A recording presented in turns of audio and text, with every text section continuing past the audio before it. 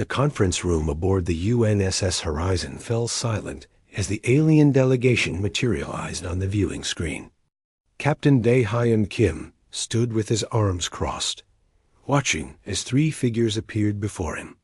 They were tall, with skin that shimmered like oil on water and eyes that held no warmth. The one in the center stepped forward and began speaking through the translation device. "I am Ambassador Vel Thara of the Kryn Empire, speaking on behalf of the Galactic Council. Your species has been observed for the past 30 solar cycles. We have determined that you are now ready to join the galactic community." The ambassador's tone carried no friendship, only cold authority. "However, your entry comes with conditions that are not negotiable."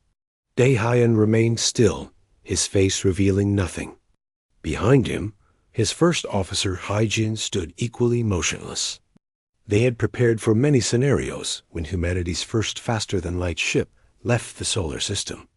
But this particular tone had not been among their hopeful expectations. Vel Thara continued without waiting for a response. "The Galactic Council has governed this region of space for 12,000 years. 347 species exist under our protection and guidance. Your planet, Earth, will now submit to Council authority. This is how order is maintained." The ambassador pulled up a holographic document that filled the screen. "These are your terms of integration. First, Earth will surrender all claims to sovereignty. Your governments will dissolve and reform under Council supervision. Second, all military development will cease immediately. Your weapons will be cataloged and destroyed. Third, Earth will provide 60% of all mineral resources to the Council for redistribution. Fourth, humans will be classified as third-class citizens until you prove your worth over the next 500 years. Dae-Hyun felt his jaw tighten, but he kept his expression neutral. Around the room, his crew members shifted uncomfortably.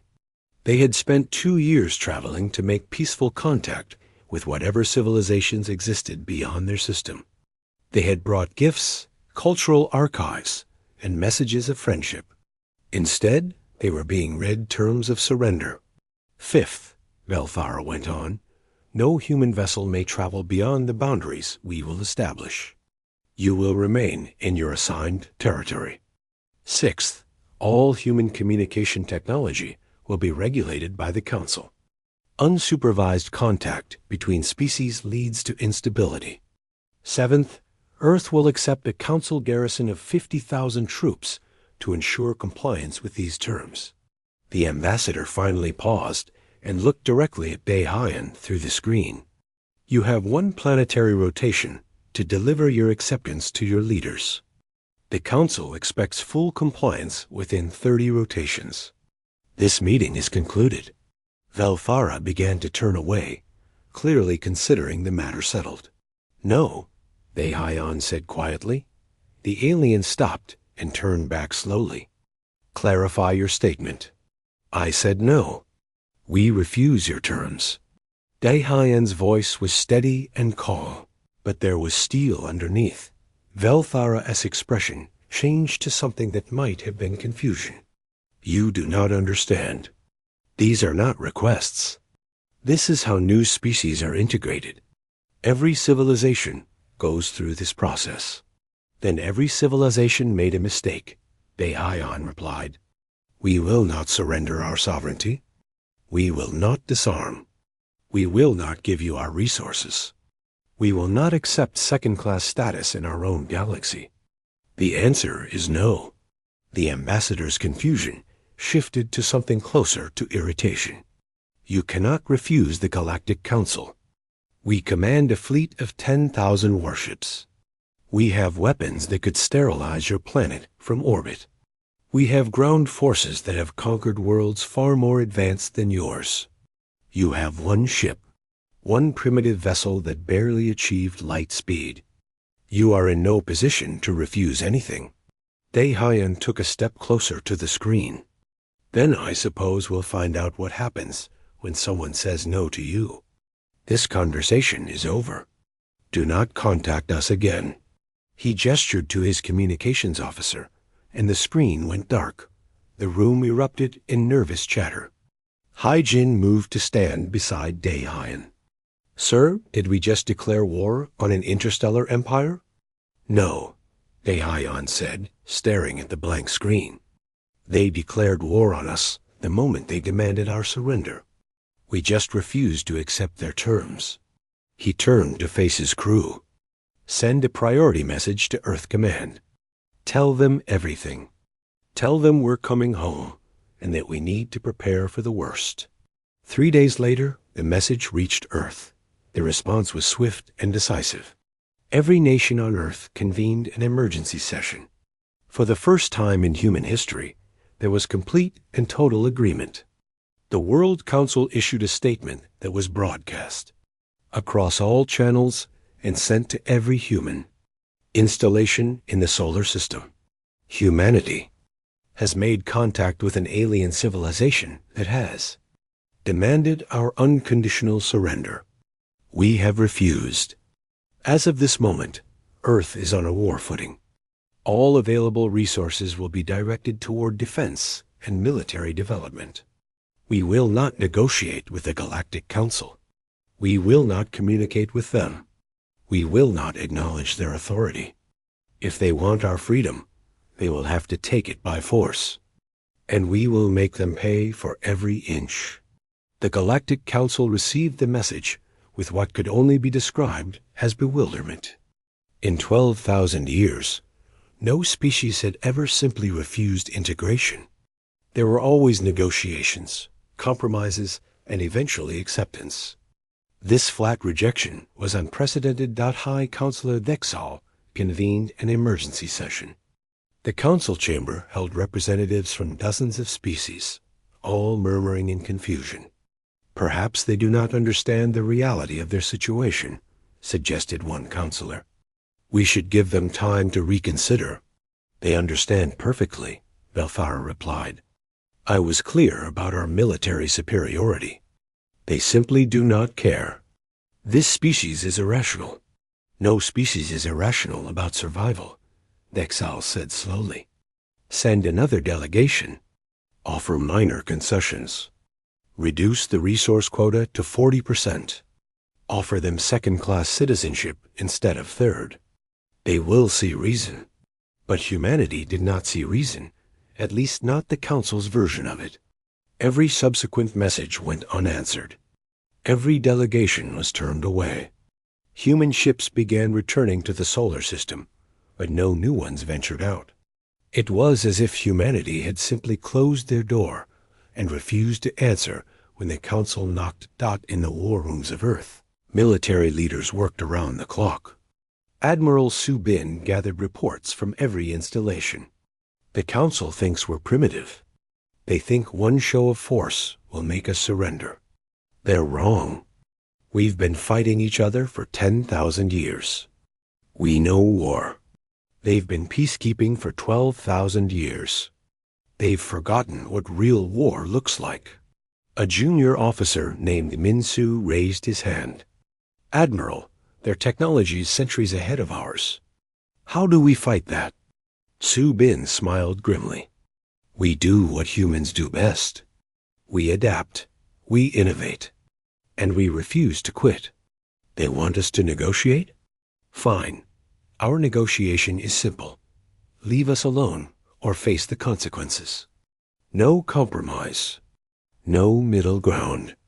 They made their choice when they demanded our surrender. Now they get to live with ours." Across human space, the message was clear. There would be no diplomacy with the Galactic Council. There would be no treaties, no discussions, no compromises. Humanity had drawn a line, and anyone who crossed it would face the full fury of a species that had never learned how to surrender. 6 months had passed since humanity's rejection of the Galactic Council's terms, and the silence from human space was becoming disturbing. Every communication the Council sent was ignored. Every probe they dispatched near human territory was either destroyed or disappeared without a trace. It was as if humanity had simply vanished behind an invisible wall. Commander, Hai-Jin stood in the observation deck of Luna Station, watching the construction crews work on the massive structure taking shape in the void. The station had been a small research outpost 6 months ago. Now it bristled with weapons platforms and housed 50,000 workers who operated in round-the-clock shifts. This was only one of hundreds of similar projects happening across human space. "Report," she said to the engineer beside her. Ji Wu pulled up his datapad and began reading. "Shipyard 7 is ahead of schedule. We'll have the first batch of warships ready in 3 months. Mars colonies have exceeded mining quotas by 30%. The asteroid belt operations are running at full capacity. Jupiter's moons are now completely self-sufficient for food production." Hai-Jin nodded. "What about the defense grid?" 80% complete. We've placed automated platforms in every approach vector to Earth. They're hidden among the debris, fields and programmed to activate on any unauthorized approach. No warnings, no second chances." Ji Wu hesitated. "Commander, some of the crew are asking questions. They want to know when we're going to respond to the Council's messages." "We are responding," Hai-Jin said quietly. "Our response is silence. Let them wonder. Let them worry." The strategy had been decided in those first emergency meetings after Dae-Hion's return. Earth's leaders understood that they couldn't match the Council's technology or numbers in conventional warfare, but they could create enough doubt to make the Council hesitate. And in that hesitation, humanity would build their strength. On Mars, thousands of factories worked day and night. The red planet had been transformed into an industrial center that churned out weapons, ships, and equipment at a pace that would have been impossible on Earth. The low gravity made construction easier, and the lack of environmental concerns meant they could push production to absolute limits. Min-Su oversaw one of the largest shipyards in the asteroid belt. He watched as another hull took shape, built from materials mined from the rocks around them. These ships were different from anything humanity had built before. They weren't designed for exploration or research. They had one purpose: destruction. "How many can we produce per month?" he asked his assistant. "At current rates?" 50 ships. But they're not like Council vessels. We're using different principles. Kinetic weapons instead of energy shields. Overwhelming firepower instead of defensive capabilities. Speed instead of durability." Min-Su understood the logic. Council ships were built for peacekeeping and patrol. They had shields, advanced sensors, and weapons designed to disable rather than destroy. Human ships were being built for total war. No shields to maintain, just thick armor. No precision weapons, just massive railguns that fired thousands of projectiles per second. The philosophy was simple: hit hard, hit fast, and keep hitting until nothing remained. Back on Earth, the World Council met in their secure bunker beneath Geneva. President Jae-won addressed the assembly. "The Galactic Council has increased their message frequency. They're offering better terms now. Second-class citizenship immediately. Only 30% resource quota. Limited military allowed for self-defense. They want to negotiate. And our response?" asked the Chinese premier. "The same as always. Nothing. We ignore them completely." Jae-won pulled up a star map. "Our reconnaissance shows the Council is confused. They've never encountered a species that simply refuses to communicate. They don't know if we're preparing for war or if we're just being stubborn. That confusion is our advantage." The Russian president spoke up. Their latest message included threats. Economic sanctions. Military blockade. "Are we prepared for that?" "We're already prepared," Jae-won replied. "We closed our borders completely. No trade with Council species means they have no economic leverage. And if they blockade us, They'll find out exactly how expensive that decision will be. The Galactic Council was indeed growing more concerned. High Counselor Vexal reviewed the reconnaissance reports with increasing alarm. The data showed massive construction across human space. Industrial output that seemed impossible for a single species system. Military buildup on a scale that suggested total mobilization. They're acting like they're preparing to fight the entire galaxy, Belthara said, staring at the holographic displays. This is insane. They cannot possibly believe they can win. Maybe winning isn't their goal, Vexal replied slowly. Maybe they're prepared to make the cost of defeating them too high. They're not trying to conquer us. They're just trying to make us leave them alone. Then we should oblige them with a demonstration of force. One decisive strike to show them resistance is futile. Vexal considered this. The Council had never faced prolonged resistance before. Most species capitulated after seeing the Council's fleet. A few had required brief military action, but nothing that lasted more than a few weeks. Perhaps Velthara was right. Perhaps the humans simply needed to see the reality of their situation. Prepare a fleet, Vexal ordered. 200 ships. Send them to establish a blockade around Earth. Do not fire unless fired upon. This will be a show of strength, nothing more. Once they see our forces, they will understand negotiation is their only option. While the Council prepared their fleet, humanity continued their buildup. Every day brought new weapons online. New ships launched. New defenses activated. The silence from human space remained absolute, but behind that silence was frantic preparation. Deihayan, now promoted to Admiral, coordinated the defense strategy from Earth Command. His experiences in that first contact had shaped humanity's entire approach. The Council expects us to follow their rules, he explained to his officers. They expect diplomacy, negotiations, compromises. We give them nothing. When they come, and they will come, we show them that entering human space comes with a price they're not willing to pay. What if they destroy Earth? Someone asked. They won't, Deihayan said with certainty. They want to rule us, not exterminate us.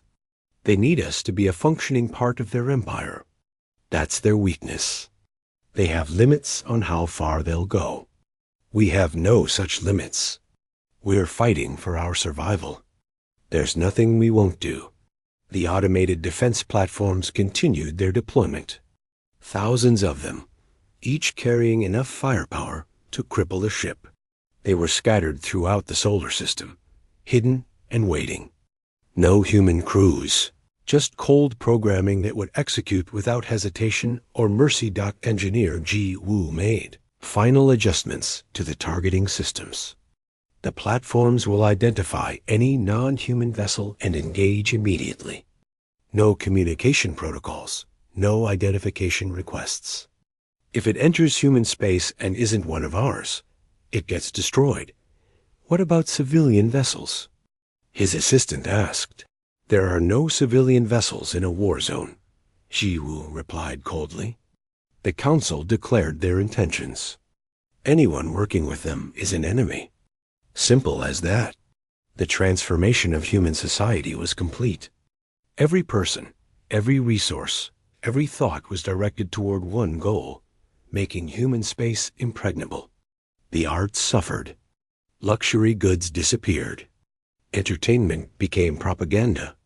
It was total mobilization, something the Council had never witnessed because they had never pushed a species this far. On the outer edge of human territory, sensor stations detected the approaching Council fleet. 200 warships moving in perfect formation. They would reach Earth in 7 days. The data was transmitted back to Earth Command immediately. Deihayan looked at the sensor readings and smiled. They're coming. Alert all stations. Activate all defense platforms. Prepare all crews.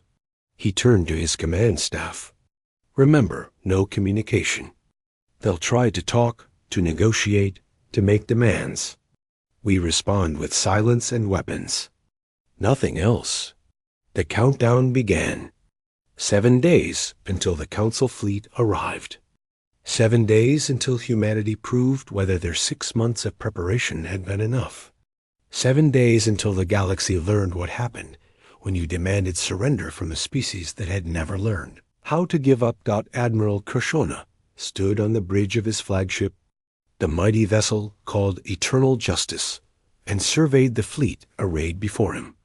200 warships represented more military power than most species had ever seen in one place.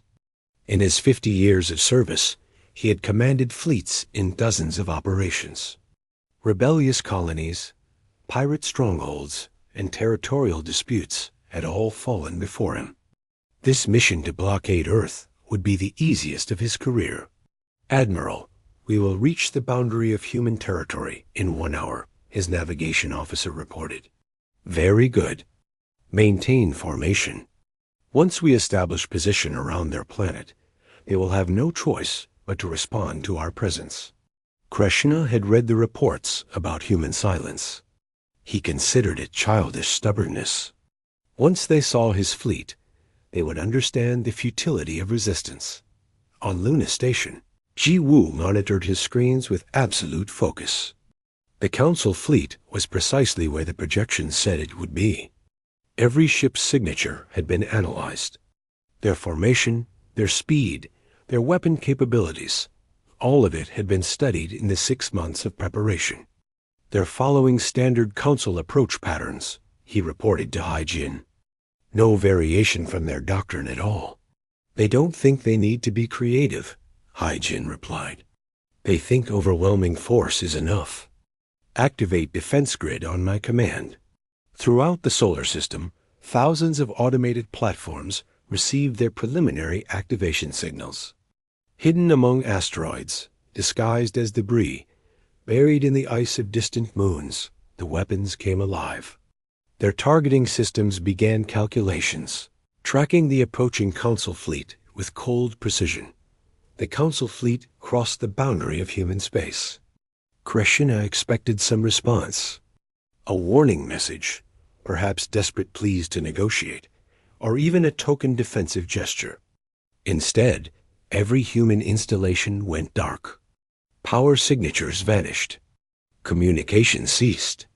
It was as if the entire solar system had suddenly become empty. "Status report," Krishna demanded. "Sir, all human facilities have powered down. We're not detecting any active ships, stations, or defensive positions. It's like they've abandoned everything." Krishna frowned. This was unusual. "Are they hiding?" "Scan for stealth signatures." "Nothing, sir. Either they've completely evacuated, or they're using technology we can't detect." "Impossible." "Continue advance. Maintain alert status." Something about this felt wrong, but Krishna pushed the concern aside. Perhaps the humans had simply given up once they saw the fleet. It wouldn't be the first time a species had capitulated before a shot was fired. In the Earth Command bunker, Daehyun watched the Council fleet's position on the tactical display. They were exactly where he wanted them. Deep enough into human space that retreat would take time. Close enough that the defense grid would have overlapping fields of fire. "Status of all platforms?" "All systems green. Awaiting your command." "How long until they reach the kill zone?" 7 minutes, sir." Daehyun felt the weight of the moment. What he was about to do would change everything. There would be no going back after this. The Council expected negotiations, warnings, some kind of diplomacy, even in conflict. Instead, they were going to learn what humanity meant by total war. "All stations, this is command. You are weapons free. Engage all targets.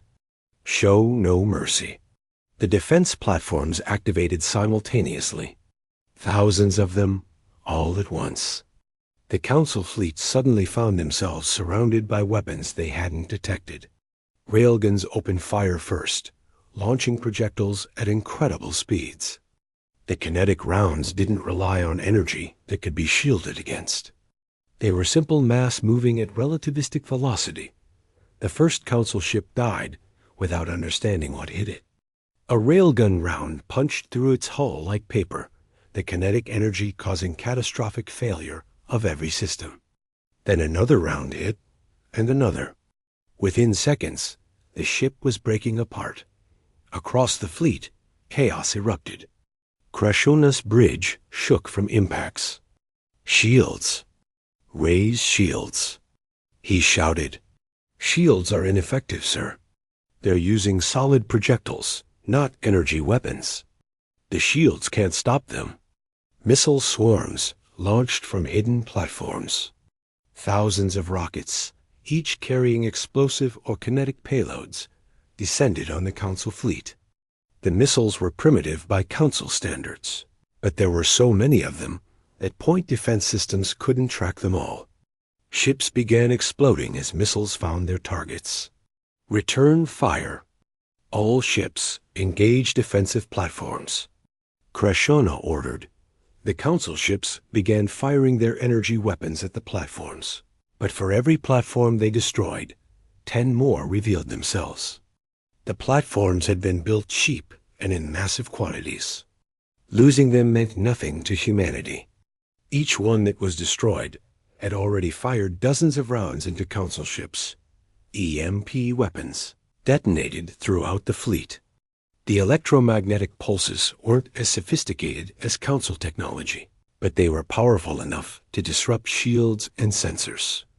Council ships found themselves blind and vulnerable, unable to coordinate their defense. Minsu watched from his command station in the asteroid belt as his section of the defense grid performed perfectly. Target priority vessels. The big ones. Take out their command ships first. His platforms focused fire on the largest Council ships, the ones that were coordinating the fleet's response.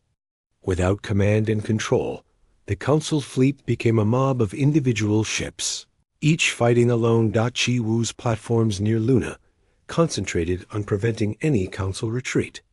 Ships that tried to pull back found themselves flying into concentrated fire zones. The platforms had been positioned specifically to create a trap.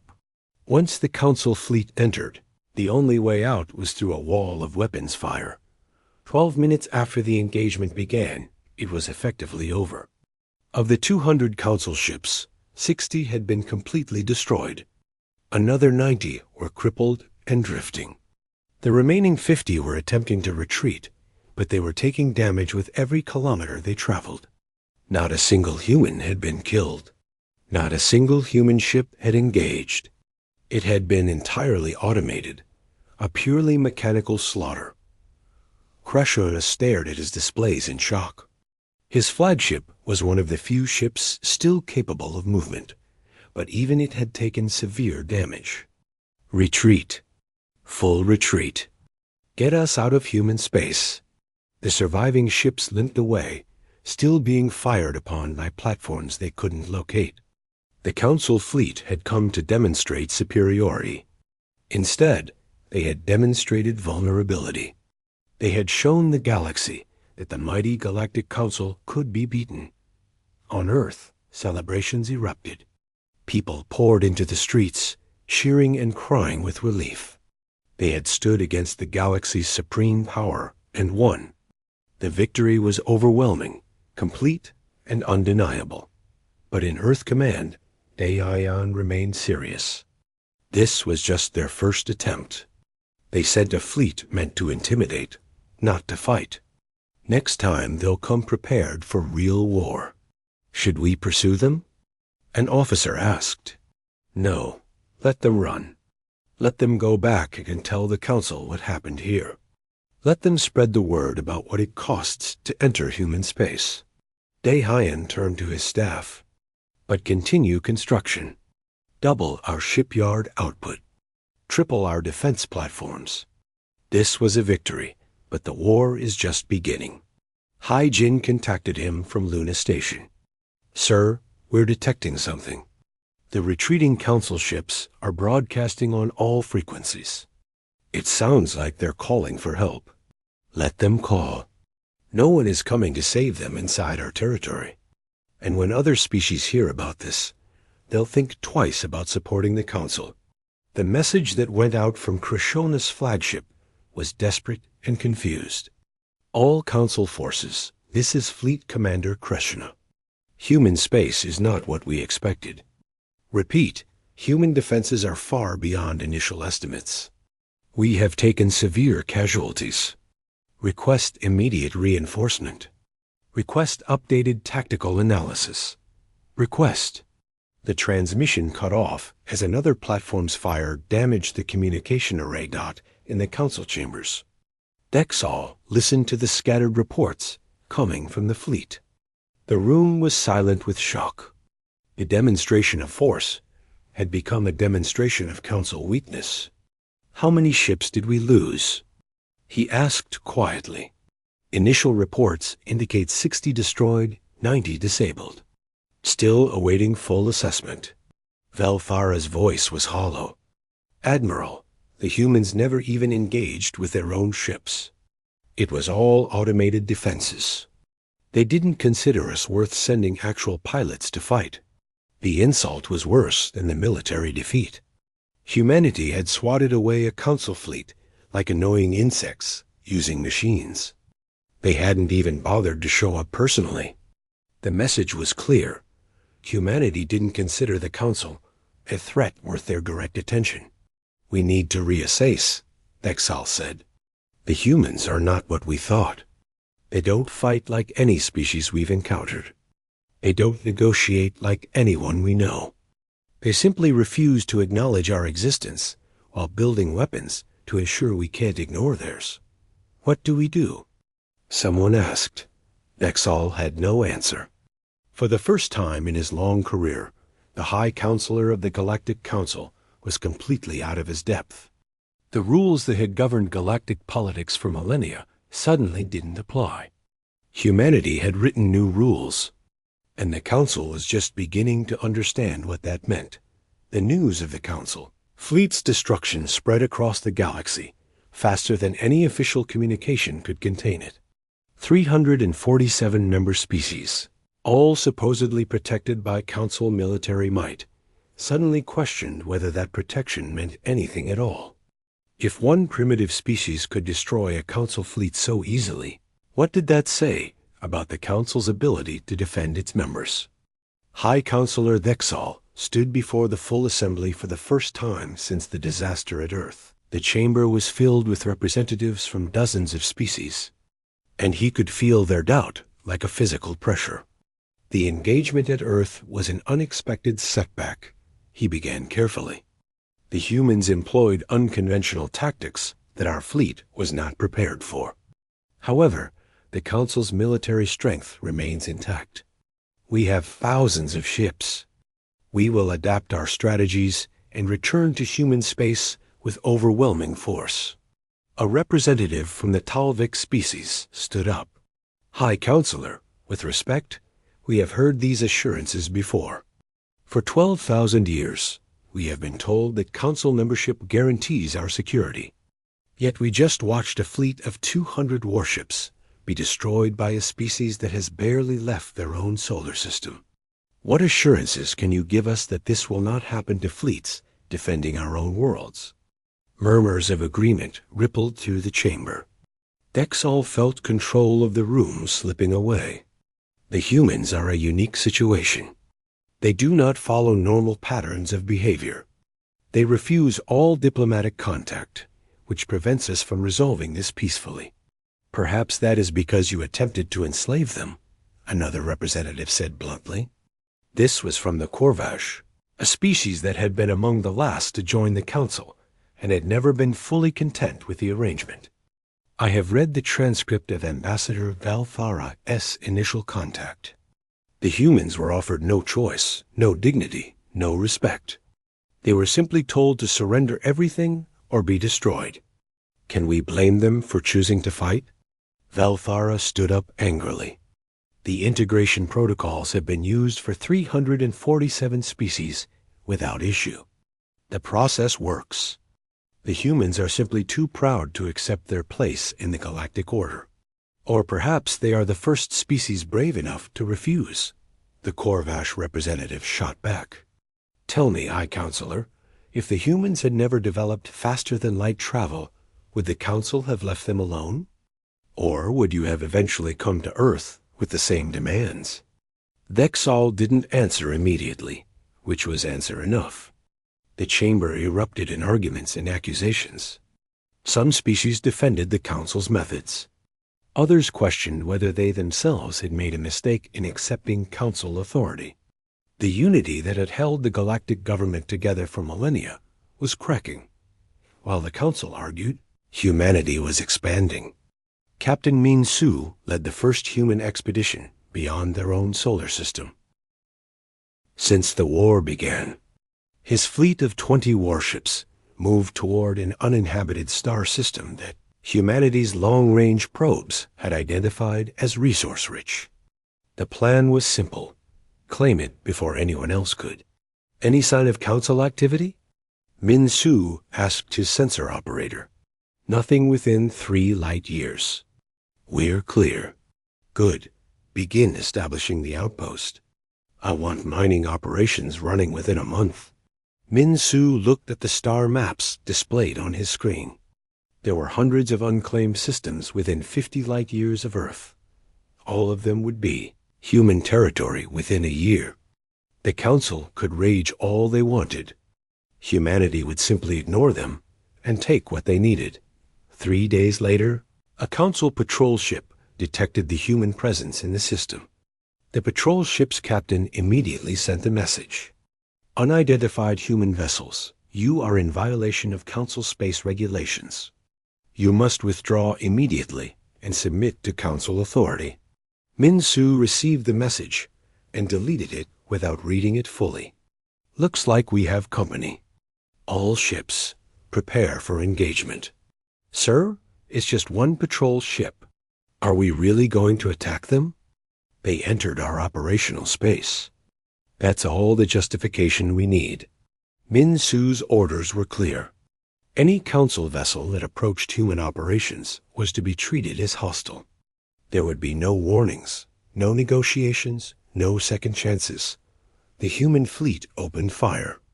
The patrol ship's shields held for approximately 30 seconds before kinetic rounds overwhelmed them. The ship was crippled in less than 2 minutes. Min Su's fleet didn't stop to rescue survivors.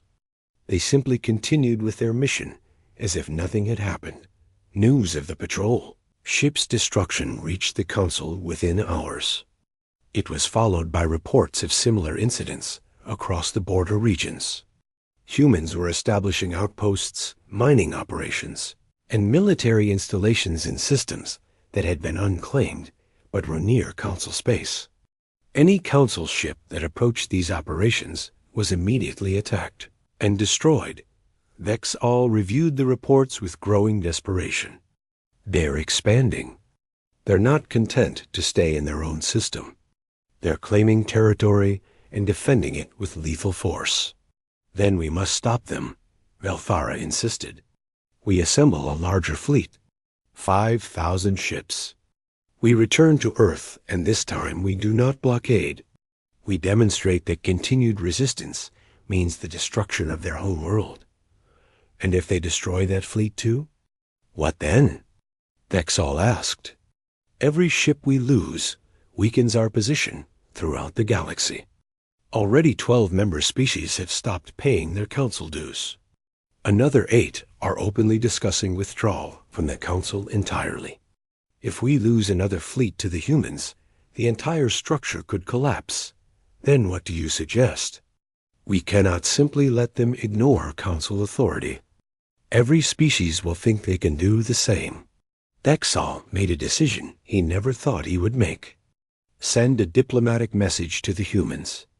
Offer them full Council membership as equals. No resource quotas. No restrictions on military development. Complete sovereignty. We simply acknowledge their territory, and they agree to peaceful coexistence with Council species. You cannot be serious, Velthara said. They destroyed our fleet. They're killing our ships. And you want to reward this behavior? I want to stop the bleeding before we lose everything, Exal replied. Pride is not worth the collapse of galactic civilization. The message was sent to every known human installation. It was carefully worded, offering everything the Council had initially demanded humanity surrender. It acknowledged human sovereignty, respected their territorial claims, and promised peaceful relations. It was transmitted in every language humanity used, repeated across all frequencies.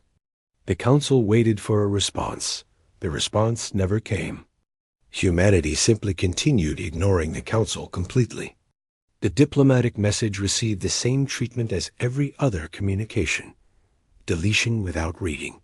On Earth, President Che-1 met with his advisors. The Council is trying to negotiate again. Should we at least respond? Admiral Dae-Hyan shook his head. No, the moment we respond, we legitimize their authority. We acknowledge that they have the right to offer us terms. Our entire strategy is based on making the Council irrelevant. If we negotiate with them, we make them relevant again. But they're offering us everything we want, someone pointed out. They're offering us permission to have what we are going to take anyway, Dae-Hyan corrected. We don't need their permission. We don't need their recognition.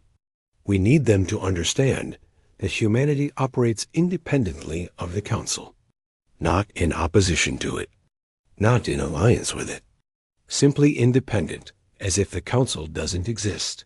Some Council species are reaching out to us directly, Hyjin reported. The Korvash have sent 3 messages requesting a bilateral trade agreement. The Talvek want to establish diplomatic relations separate from the Council. Several others are making similar overtures. Ignore them all, Dae-Hyan said. As long as they're Council members, they're part of the system we're rejecting. If they want to deal with humanity, they need to leave the Council first. Once they're independent, we can talk. This policy created a crisis within the Council. Member species saw that humanity was willing to deal with independent species, but not with Council members. The message was clear. Membership in the Council was a liability, not an asset. Within 6 months of the Earth battle, 23 species had formally withdrawn from the Council. Dozens more were openly discussing it. The Council's economic system began fragmenting. Trade routes that had been stable for thousands of years were disrupted as species made separate arrangements outside Council oversight. The common currency lost value. The carefully maintained balance of power across the galaxy was unraveling. And through it all, humanity remained silent.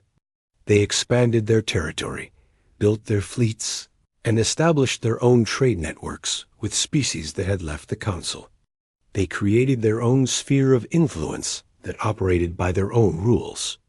The galaxy was learning to function without the Council, and the lesson had been taught by humans who simply refused to acknowledge that the Council had any authority over them. Thexal watched his civilization crumbling and realized the terrible truth. The Council's power had always been based on consent. Species joined because they believed the Council made them safer and more prosperous.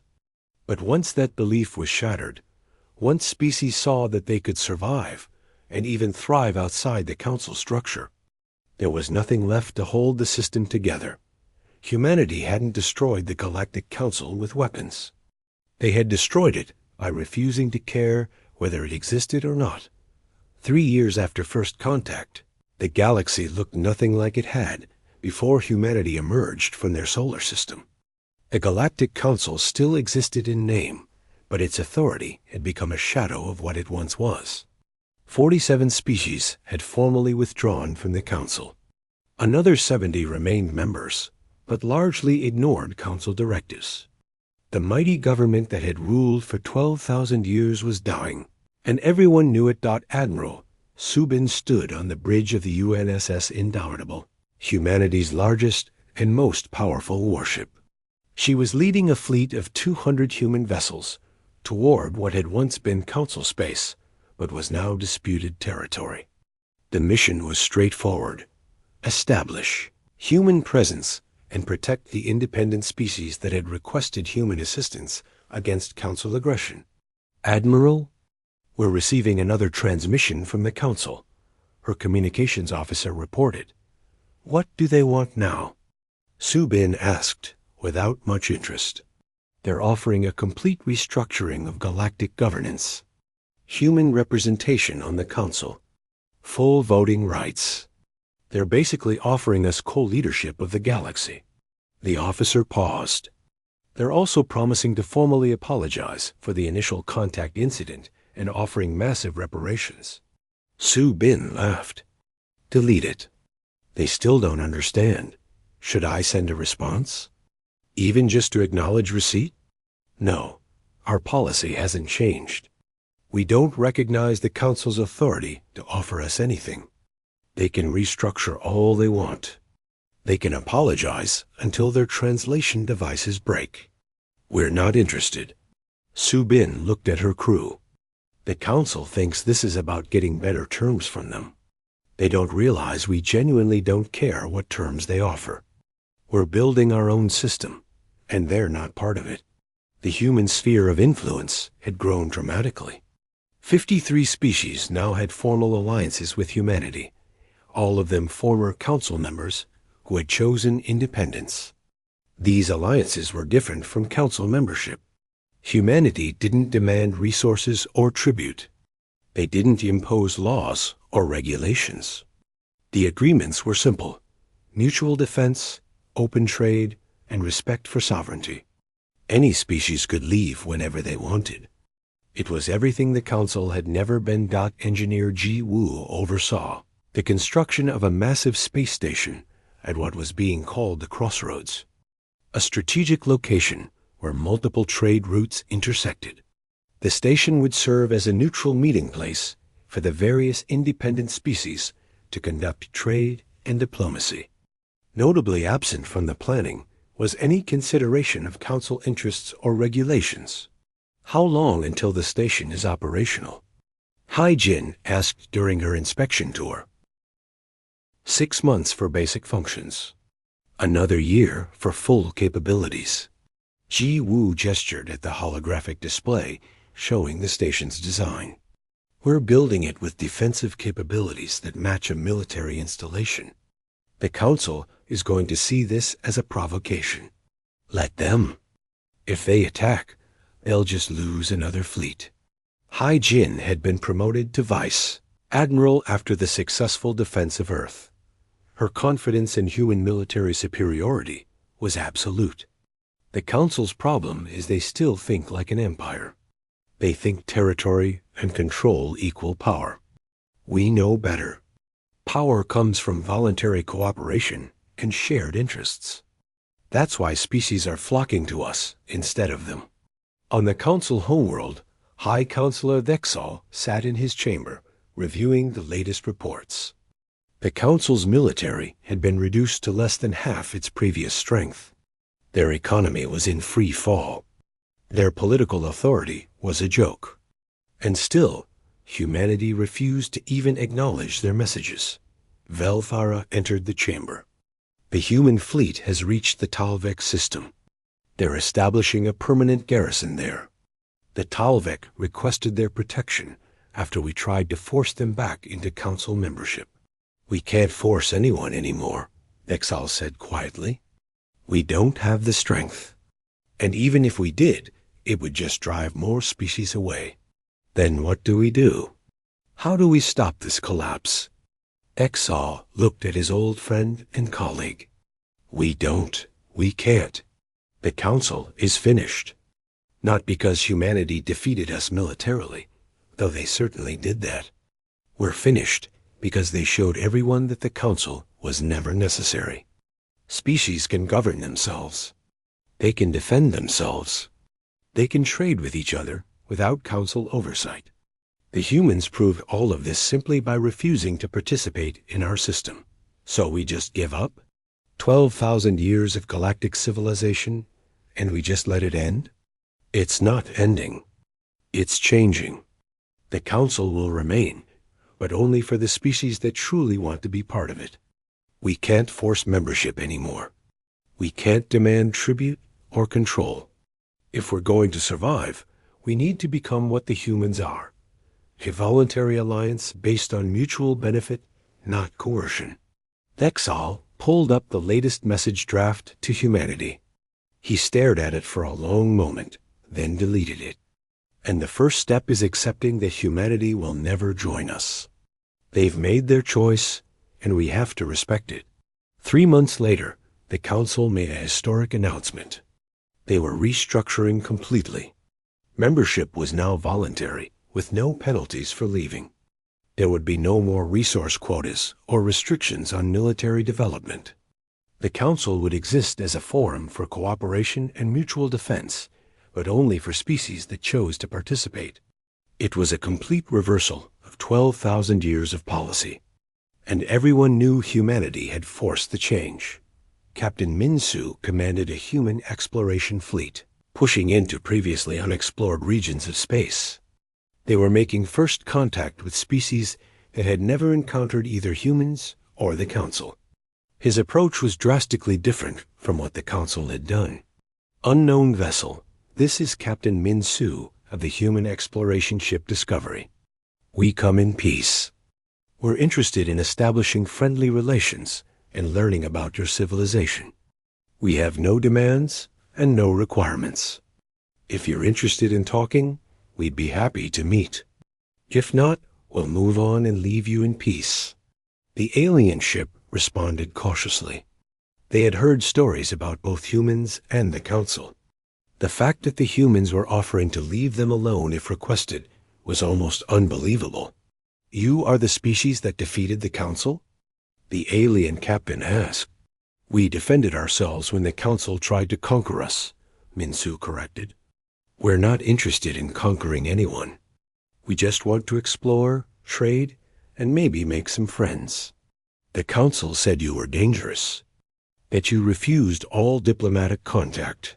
We refused diplomatic contact with the Council because they demanded our surrender. We're happy to talk with anyone who treats us as equals. Minsu smiled. Look, here's our proposal.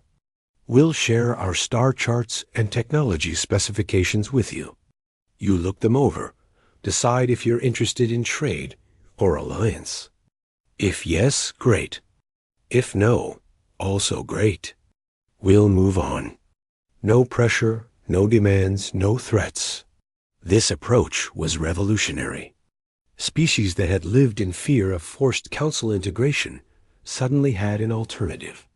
They could deal with humans who asked for nothing except fair trade and mutual respect. Word spread quickly, and soon human ships were receiving welcome messages and systems that had hidden from Council scouts for generations. Back on Earth, President J1 addressed the world.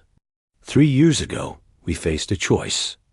Submit to alien overlords or stand alone against the galaxy. We chose to stand. Today, we're not alone. 53 species have joined us in creating a new model for galactic civilization. One based on freedom, voluntary cooperation, and mutual respect. The Council is restructuring itself to match our model. They're learning what we knew all along. You can't force people to cooperate. You can only invite them and make cooperation worthwhile. Does this mean the war is over? A reporter asked. There is no war, J1 replied. There never was. The Council threatened us. We defended ourselves, and they learned a lesson. Now they're adapting to the new reality. We're not at war with the Council. We're simply not part of the Council. We're building our own future with species that share our values. Admiral Daehyun watched the broadcast from Earth Command. His title was now Supreme Commander of Human Defense Forces, but his mission remained the same. Ensure no one ever threatened humanity's freedom again. The fleet he commanded was 10 times larger than the force that had destroyed the first Council fleet. Hundreds of ships, thousands of defense platforms, and military installations across dozens of systems. Humanity had become a military power that rivaled the entire council at its peak. But Daehyun understood that military power alone wasn't why humanity had succeeded. We won because we refused to play their game, he explained to his officers during a strategy session. The council's power was based on everyone accepting their authority. Once we refused to accept it, their power meant nothing. We didn't defeat them with weapons. We defeated them by making them irrelevant. So what's our strategy now? An officer asked. Same as always. Expand our territory. Build our alliances. Maintain our strength. And continue ignoring the council completely. They've restructured themselves to try to match our model, but we still won't join them. Because the moment we acknowledge their authority by joining, we give them power over us. Better to remain independent and continue building our own system. On the council homeworld, Dexal received the final report on humanity. After 3 years of observation, the conclusion was clear. Humanity would never negotiate with the council. They had built their own sphere of influence that operated by entirely different principles. The council could adapt or die, but either way, the galaxy had changed forever. Belphara found Vexal in the observation chamber, looking out at the stars. You were right, she said quietly. We should have treated them as equals from the beginning. If we had offered partnership instead of demanding surrender, none of this would have happened. Maybe, Vexal replied. Or maybe this was always going to happen eventually. We built a system based on fear and control. It was only a matter of time before someone refused to accept it. The humans just happened to be the first species brave enough or crazy enough to say no. What happens to the council now? We become what we should have been from the start. A voluntary association of species working together for mutual benefit. Some species will stay with us. Others will join the human sphere. Some will remain independent. The galaxy will be more chaotic, but it will be free. And maybe that's better than the order we forced on everyone. In human space, Admiral Subin received new orders. Continue expansion. Establish more alliances. Build more ships. The mission was clear. Ensure that humanity would never again face the threat of forced subjugation. And if that meant building an empire of freedom that dwarfed the Council's empire of control, so be it. The silence from humanity continued. 3 years without a single response to Council messages.